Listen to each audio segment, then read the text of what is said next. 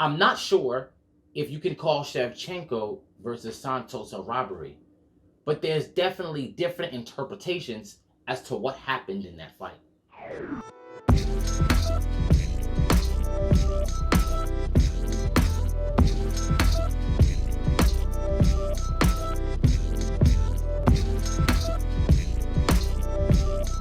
Hey, what's up, fight nerds? This is your boy. I want to welcome you to Enter the Nerd. Today, we're going to talk about UFC 275, which was a very explosive event. Tons of exciting knockouts that happened on the prelims and some of the bottom of the main card. But today, we're going to be talking, really focusing the conversation on the three main fights.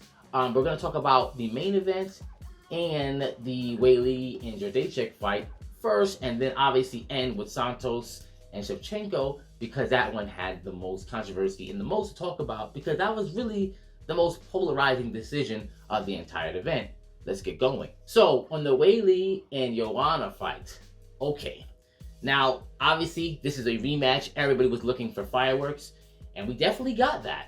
Now, was it like a 5-round barn burner like last time? No. It looked like it could have gone there. However, Weili showed some brand new wrinkles to her game by showing super proficient grappling.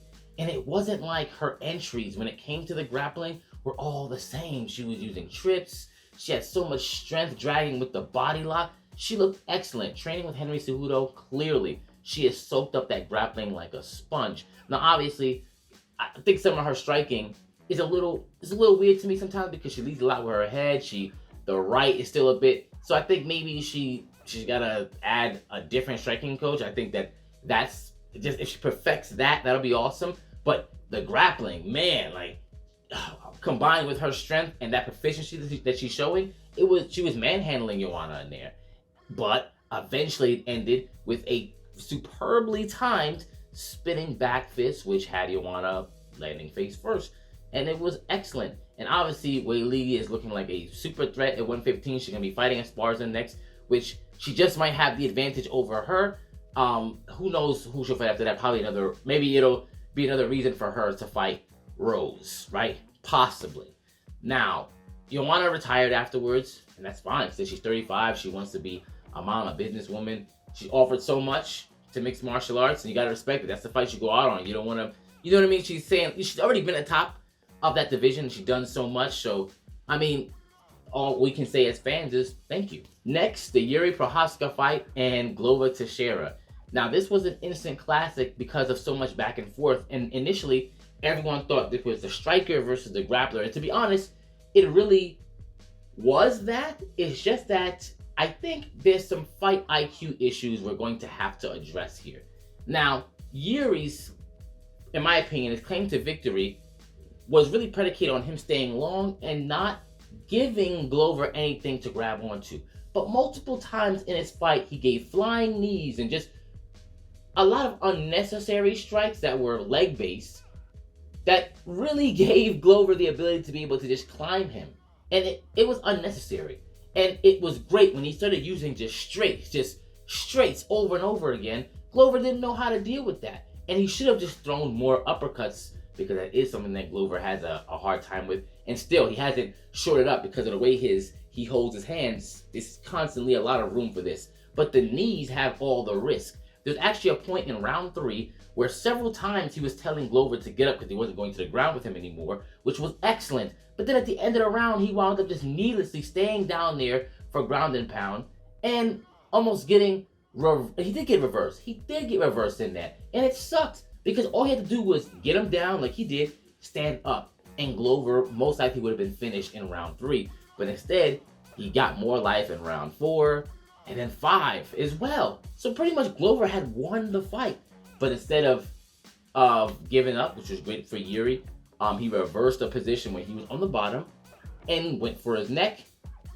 And now we have a new champion in the light heavyweight division. Now, obviously, Jiri's going to be fighting Jan next, which is something they were lobbying for a while back, which is going to be exciting. I can't wait for that. And there's obviously some new matchups coming up with Jamal Hill and all that coming up. So we're going to see what's happening there. Now, Glover said, he's going to keep on going. I think this was a good fight, in my opinion, for him to retire on. And that's just me. Could he keep going? Sure. But fights like that take a lot out of a younger person.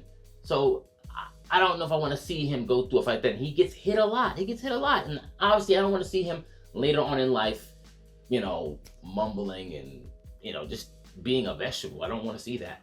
So yeah, great fight. Fight IQ could have been much better from Yuri. He even criticized himself, but he got the W. It is what it is. So now for Shevchenko versus Santos, the most controversial fight. Now I want to say this before I get into really talking about this.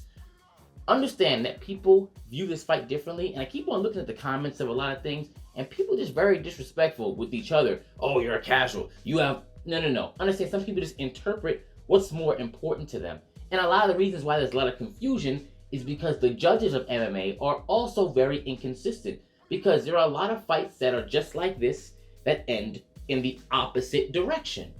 So with that being said, a lot of the fans who are watching are also going to be divided because they've seen, once again, fights just like this end up a different way. But let's talk about this fight specifically and go through some of the things that people are saying that are objectively false in support of either one of these fighters, right? Because I'll tell you, I was leaning towards Shevchenko obviously before this fight, based off of her experience, her technique, and just her being a 5-round fighter, her having that experience there, and just her overall ability. Now, Santos, I knew was going to possess some problems, specifically at the size, how hard she hits, and how strong she is in the grappling situations. And Shevchenko, to her own admission, has had a harder time with people who are bigger, and Santos is definitely that. And I wanted to see how she was going to handle the situations where strength and grappling technique were going to play the most. And that did play into this fight. Now, it's not the only thing. Now, I'm going to put up on the screen here some of these numbers. And as you can see, when I first watched this fight, I thought the striking totals were, especially the significant strikes, were way higher in Shevchenko's favor. And as you can see here, that's not the case. They're actually pretty close when it comes to significant strikes. Now, obviously, total strikes, there are more for Shevchenko, so pure volume. But when it comes to the strikes that cause damage, as they would like to say, the significant strikes are what they're looking for. However, they're not close at all when it comes to control time, which is not here, but it's about 8 minutes and 49 seconds. In terms of submission attempts, there's 3 versus the 1. Also, Shevchenko landed 3 out of 5 versus the 3 out of 3 for Santos. So clearly in the grappling exchanges, there was an edge for Santos versus the striking exchanges that were clearly an edge for Shevchenko. So let's break some of this stuff down.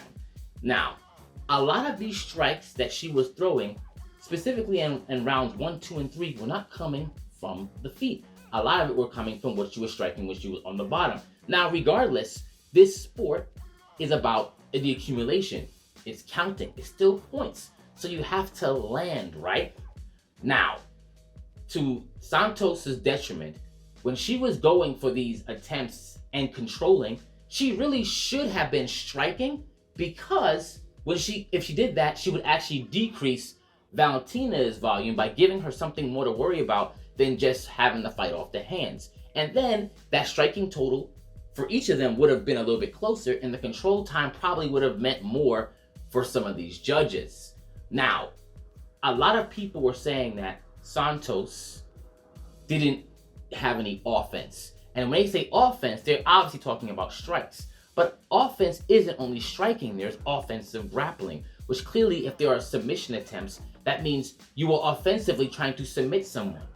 And a submission is a finish. Because people kept saying, oh, she's not trying to finish. Clearly, she is. Because what is Valentina defending herself against if not being finished? So that's an objectively false statement, especially if you're watching the fight. Another thing was about her eye. They were making it seem like it only started swelling after the headbutt. And that's not true. Her eye was actually swelling up before that because she was getting hit. Right? Whatever she got hit with, even if it wasn't that much, because if you look at the numbers round by round, 1, 2, and 3, they were not that far in strikes, round by round, but they were far when it came to control time and takedowns. There was an edge That's on the scorecards. You can't see it because remember, they don't just wait until the end to score the entire fight. They're doing it round by round. And if you look at the numbers per round, it does favor Santos a bit. It does, unless you don't favor control time and grappling offense. And if you don't, you favor more of the strikes and accumulation, then I can see why you were looking more in that direction. But I just want to say, even there, it gets a little murky. Now in four, what I was gonna say about the headbutt thing, I almost forgot about that. She was always over swelling before that headbutt. The headbutt just made it close, and that's where she broke her orbital bone. And that sucked because her eye was now officially closed. In the next 2 rounds, 4 and 5, she fought pretty much with one eye. And it is what it is. You know what I mean? Because there was damage already before the orbital, and then there was that. It is what it is. And obviously, Shevchenko had the striking advantage on the feet, especially in rounds 4 and 5, because she had the speed advantage and technique, and plus now this girl can't see. It is what it is. And she was landing more. However, it just wasn't as far as even I thought when I watched it a second time, because I thought that Valentina must have been landing a lot more, but she wasn't. It wasn't a lot more. And especially in the significant stuff, which is what I even thought the first time I watched it. The second time, I'm like, okay, so this fight was very, very close, which is why that guy who had 49-46, I don't know what fight he was watching. The 48-47 judges, when they went either Santos or Valentina, that makes sense because you could see that means there was just one round that they gave to each one of them that they had to lean in a certain direction. And I get it. And that means that's their informed decision based off of whatever they were looking at in that round. I get it. But when it comes to these type of conversations, I'm seeing everyone just kind of like letting their bias get in the way. Don't let your bias get in the way. I get you can like whatever fighter, but just look at how it's being judged here. And also understand that these judges have been severely inconsistent, especially in the last few weeks. Whether it was a Holly Holm and Ketlin Vieira fight where she had more strikes and control time and still lost. You know, like there are things like that. And even I think Eric Anders had a fight that was similar to that. And once again, people keep saying, oh, more damage. There's a difference between damage and strikes. Damage is what's supposed to be caused by the strikes, and strikes are just the obviously the sheer amount. There is no damage metric on the scoreboards. There's no energy meter over their heads. So think about it. Someone could actually physically have more damage and have less strikes landed on them. That happens, like the Rob Font and Chito Vera fight. So that damage thing is not really a metric. However, strikes landed is, which is why if you're going strictly on that and you're saying that is a metric for which Shevchenko won, I can understand why you think that. I can. At the same time, I can't invalidate the kind of danger that she was put in. I can't invalidate the submission attempts, the control time, right? It's just which one do you think means more?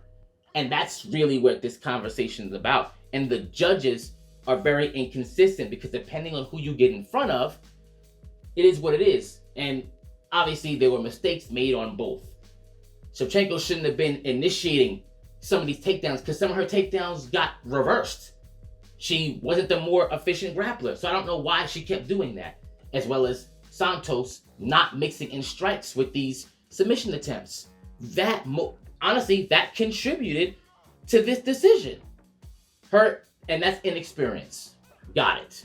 And I hope both of them are humble enough to fix this. And I think a rematch is definitely necessary because who else had her looking like this? Now, obviously, she might not do that. She's going to go for Pena or whatever like that. But this would be a great rematch to see if they fix these mistakes. And if Santos could do that again or do better or whatever, I'm very interested in that. But I don't want this conversation to be so hyperbolic that people just can't recognize that some people just have a different perspective and that these judges do not help the clarity because they make this conversation very murky by how they deal with all of the other matches. Just want to think objectively here.